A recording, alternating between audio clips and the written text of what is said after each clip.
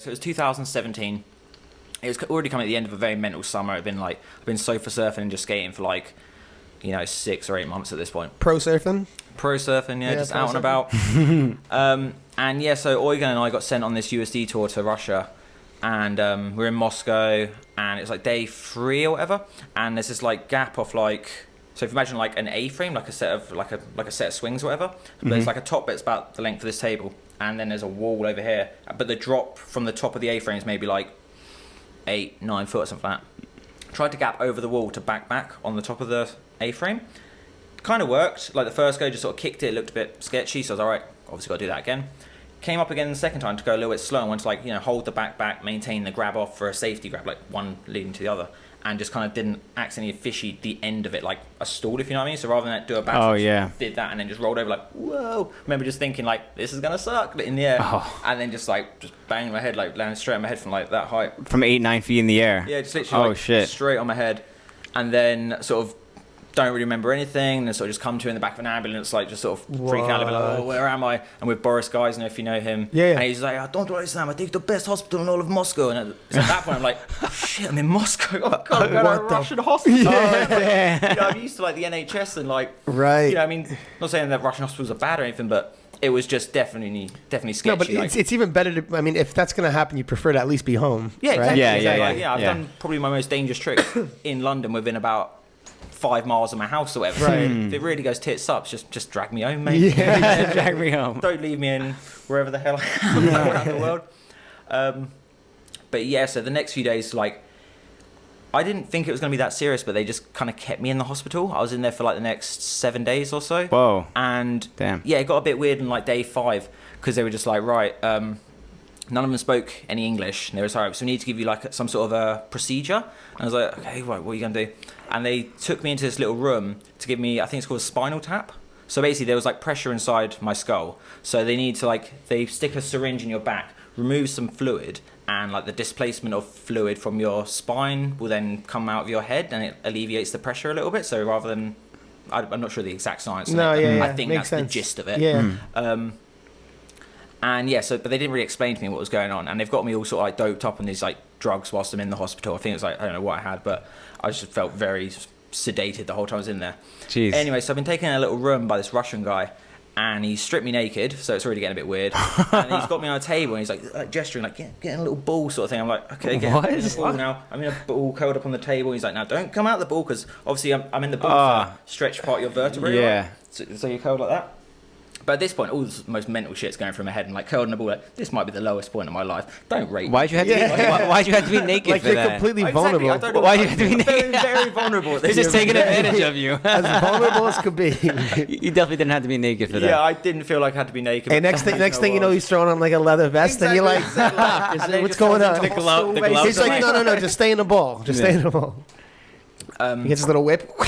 But yeah, then so my visa was actually going to run out a few days later, and Boris, fortunately, I don't know what he did, but he got me out of the hospital, got me to my plane. And at this point as well, I had to basically message my parents and be because on day 2 in the hospital, I got a text from Nick Lomax saying, "Whoa, I saw your bail, mate. That's mental. Are you okay?" And I was like, didn't know the footage was out there. And of course, I've got he saw it on Facebook, got family and friends on Facebook. So put out some Facebook status on day 2 saying hit my head, I'm fine, be out of the hospital tomorrow. Obviously wasn't. That was just a lie, just to ease my parents' concern. Lomax did that? No. You did that? Yeah, okay. Nick messaged me saying, I saw your bail, and I was okay. Where? I thought you were talking about this is after. No, this was whilst I was in the hospital. He sent me this text on day 2. So I put out some fake status just to ease my parents' concern. And anyway, yeah, so I'm still in hospital days later. Boris has got me out, and I'm going to get on a plane, which is obviously the pressure in the plane. Right. Yeah, my head I was going to ask this that. This is mental. This feels very, very stupid. Text my dad. I had to level with him. I was like, all right, Dad, I've lied to you. I've hit my head really badly. You got to meet me at Heathrow. My flight comes in at this time. And unfortunately, he was there, met me, and took me to some British hospital and spent a couple of days in there. And did they do anything in the British hospital that they didn't do? No. They didn't strip you naked there? No rapey antics. No. Here you go, mate. You've had a mad one, haven't you? Go on, sit down. And just sat there, no medication. They just kept an eye on me, basically. Did more MRI scans and brain scans and stuff. And fortunately, it was all fine. Although, as a result, I've lost my sense of smell from, I don't know why. Basically, they explained, so the nerve endings from your brain to your nose, whatever, if your brain rattles around inside your skull, will sever those nerve endings. Mine's like semi-severed, so it's like haven't completely lost my smell. I get like random things called what's the term? It's a phantosmia, I think it is. So it's basically where you smell things which aren't there, but you're not smelling things which aren't there. You're just smelling stuff, but your brain's misinterpreting it. What? So yeah, it's really weird. Like some days I get these like bizarre smells that I can't get rid of, but then other days I just don't smell anything, which is it's weird. But does it like change the way food is? Yeah, so my taste buds are really weak now, so I just go mad for like spicy food. Have my coffee really strong. Everything like I can still differentiate between basic like flavors like sweet, sour, spicy, whatever. But it's just got to be the more extreme end of the scale. Like I can't eat mild food. Like I just absolutely love curry. Been loving all the Mexican food out here. That's been really good. Yeah. Everything, basically every table's got a bottle of hot sauce on out here, so that's good. And just certain things you just stop drinking like or stop eating or whatever. Like so, like mashed potato, for example, which just tastes like nothing now. So you just don't bother with that, which sucks because obviously bangers are mash in England. That's for us. But you just got to make the gravy extra juicy now. So yeah, it has its like pros and cons. Yeah, I find more often than not, I'm stoked that I can't smell because. You know, how often are you like, oh my God, did you just smell that beautiful smell? Wow, wasn't that fantastic? Like, never really happens. Yeah. Someone goes, this it bad? smells like shit around here. Yeah. Like, no problem. Yeah. Like, I went to China 1 month after that trip for another contest. And the whole time everyone was just like, oh man, it smells mental around here. I was just like, you're like, nah. Nah, it's fine. I'm just tasting Chinese now, just blending it out here. It's That's cool. awesome. I'm about the same height as everyone. Food's good, loads of spice. It's awesome. I've heard of people that lost their smell that got it back though. Yeah, I've heard right? this. You can still I've get been it. told by a few people. Yeah. A friend of mine, this Polish girl I used to live with a few years ago at university, she was telling me her dad had a motorbike accident or something, and he totally lost it and his taste. It was all gone, and his reconnected after like 5 years. Because I'm getting the phantosmia thing, which is the like the misfiring thing. So basically, I'm still getting something. So there's quite good prospects More that chance. it will come back. Yeah, Exactly, yeah. That's good. Awesome. So be able to smell that shit soon enough. Soon enough, yeah. Yeah, I had a buddy, Adam O'Brien from Boston. That's what I was thinking of. Yeah, he lost his sense of smell. He got it back like 5 years later. Something Right, like cool. that. So Yeah. There's hope. I'm at 2.5, so yeah. Yeah, We'll get around there. Yeah. All right, I'm halfway. You'll get it back. You'll get it back. So you went to China after that? What were you doing in China? Got sent out there for one of those like, it's not like feasts. It's one of them other Chinese competition circuits, which that trip actually ended up getting pretty mental too. Actually, so I got sent out there with Dano, CJ, Niels was there. I can't remember who else. Josh Nielsen from Australia. And one of the nights out there, we actually ended up almost getting arrested in China, which we were like really not up for because of the communist state, blah, blah, blah. So basically we ended up going on this night out. We've been drinking like Chinese beer out there, which is just, I don't know if you've ever been to China, but Chinese beer is about 2 or 3%. It's just, you got to drink water. Like 10 of it. It's just water, basically, yeah. So we turn around to the Chinese skates and we're like, you know, we could get like any like real beer or liquor or something.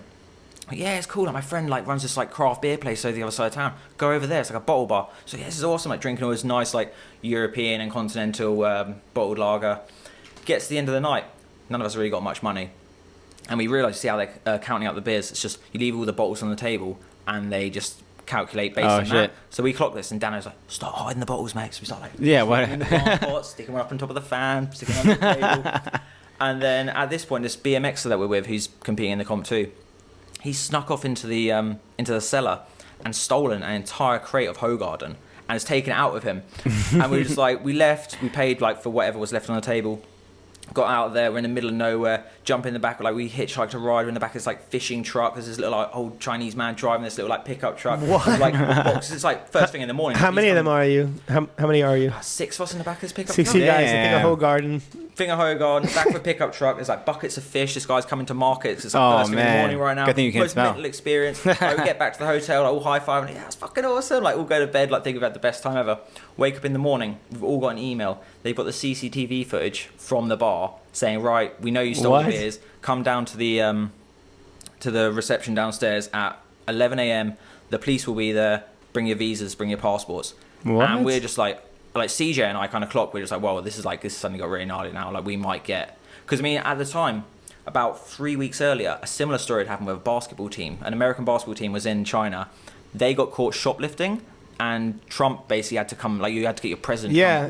What? Out, right? Yeah, Lavelle Ball. Right. Yeah. So I'm thinking of this. I'm like, shit. Like trying to explain to Dano. Dano's like, oh, that'd be grand, man. I was like thinking it's gonna be awesome. I'm like, no, it's not, Dano. You're gonna be ringing like the president or whatever you got in Ireland tomorrow morning to come and bail you. Yeah. Like, we're basically screwed.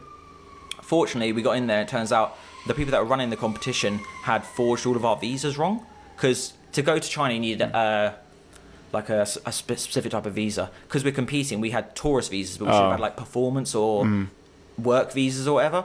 So fortunately, the competition bribed the authorities on our behalf to get us all out of the situation. Otherwise, I don't know what would have happened. Yeah. So you got real lucky with that. We got super lucky going in there. Like, oh, it's mad. Like this girl that was with us as well. Like Josh Nielsen had like hooked up with this speed skating girl that's also at the competition. She's literally just like in hysterics going in there. Like, oh my god, they're never gonna let me race again. Like CJ's thinking, oh, I've got like 10 more contests in China this year. I've really got to get onto it. Yeah.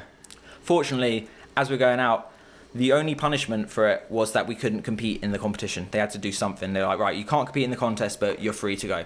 I then was like, hold on a second, actually. All right, so on the CCTV footage, it's just me and Dano you can see pissing around. So I was like, look, CJ wasn't in the footage. Like, if anyone's got to get punished, just punish me and Dano. Let CJ off. It's fine. Like, just let him go. And fortunately, they did. CJ then went on to win the contest and won like $5,000. Oh, damn. And just took us out in Shanghai again. So the party continued. What? Awesome, yeah. What a crazy ass story. It's mental. That's an insane story. Who did they email about the, like, how did they get it? You said they emailed one of you guys, something like that? The bar had found out who. They just saw a bunch like tourists and figured you guys were with the. Well, no, the stupid thing was, it was that guy's friend's bar. We asked the guy where to go, and he said, yeah, it's my mate's bar. Once we're like 10 drinks deep, we forgot whose bar we're even in. We're just drunk and we're just like, yeah, let's just fucking party forever sort of thing. And then just the next morning, just obviously the email came through with the they actually tagged the CCTV footage in the email. And I'm literally like watching it. You can see footage of me just like, like slinking up here, like Dano like slipping him in his pants. That's so like, funny. CJ's just in the background, just talking to someone. Oh, I'd love to see that footage. The BMXer, he fully skipped town though. Like he did not come to the meeting because he was the guy that stole the Hogarden. He literally just left town, didn't compete in the contest. He was just like, then he was about to just bounce on everything. No, he just left completely. He was just like, fuck this. Like I'm not sticking around. Like I would have left too. That's probably my that would have been my move. I think. I figured they would have option. I probably would have. But we're in Li Shui, I think it was. So it's about 6 hours south of Shanghai. And I'm just like, man, I don't even know. Like, I didn't know how to get back. We had like a how the hell did you get there to begin with? A bus picked us up from Shanghai Airport. Just picked all the riders up together. That was a fun bus ride actually. It was like 20 6-hour ride. Yeah, 20 of us in this bus. Tons of beers, tons of weed, just hanging out the window. I remember Julian Cadeau literally like pissing out the window. Like going like 70 mile an hour. He's just got his dick out the window, and swinging around like, woo! The Cadeau show. I don't know if you've ever seen the Cadeau show. The Cadeau show. Oh mate, you got to see it to believe it. What? We're not on the contest circuit. We're not. Just hang out with Julio. He's an absolute legend. Really good friend of mine. Yeah. Yeah. After a few beers, he gets fucking sick. It's so much fun.